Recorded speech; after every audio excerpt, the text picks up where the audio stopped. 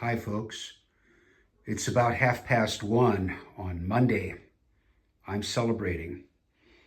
This is what remains of my first glass of double IPA, always down by 10 Barrel Brewing Company of Bend, Oregon. It's good stuff. Why am I celebrating? Well, folks, I got the top wing on the Gotha bomber.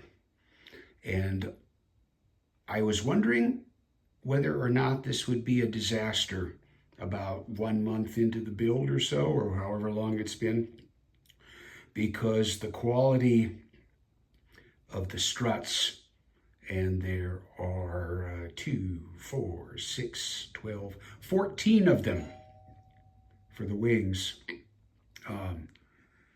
is pretty crappy. And I wasn't sure if it was all going to hold. I've had issues with old vintage rodent kits in 1/72nd scale, where I basically gave up and tossed the plane across the room and then into the garbage bin. And I had just way too much time invested in this build of a 1/48th scale vintage Aurora kit to let that happen. I got it done. Now, I am going to have to go back and fix some stuff. There is one strut there, the middle set on the right wing, the back strut is akimbo, and I'm going to have to reset that. I'm going to wait till everything really solidifies. That's loose, by the way, so I can get that removed quite easily, and then I'll see what I need to do to get it back in and get it in the proper spot. But otherwise, things look okay. Now, granted, I have to put on 8 small nacelle struts that connect from the top of the engine covers there on each side, the dual engines up to the top wing.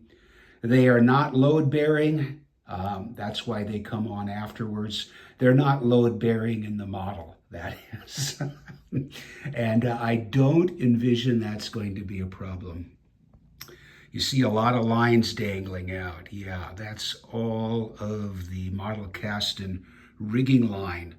All of those pieces are attached to the upper side of the top wing and will be stretching across. And after everything gets set, then I will be getting those secured. I will do the touch-up on the bottoms of each wing strut and make any minor corrections.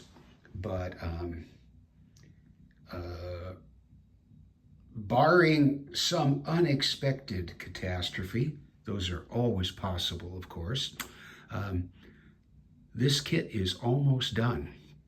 Yes, I have to put on the landing gear, and I have to paint the propellers and put them on, and do the parabellum machine guns, and that's it.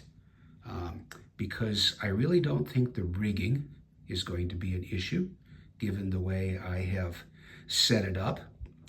That's easy to say now, but I do have 44 lines to connect between the wings, and then 4 lines from the nose back to the lower leading edge of the bottom wing, and a couple of lines in the undercarriage. Yeah, it's all going to happen. And and I might have another one of these very soon. I have to get out of the house now, and I have to figure out, I've got to put up a do not disturb sign on the hobby room door so I do not come back in here and attempt to do anything, including, God forbid, pick this thing up until I know everything has set. I used Starbond medium thick and medium flexible CA glue for attaching all of the struts and the wings. It's really good stuff. Of course, it does leave a little brown color, or a medium brown, a light brown, or a dark brown, but I'll get that all blended in and go from there. I learned something else today. I can hold my breath for 3 minutes. That's about how long it took me to get the top wing attached and set down into place. Maybe it was 5 minutes. Thanks for watching, folks.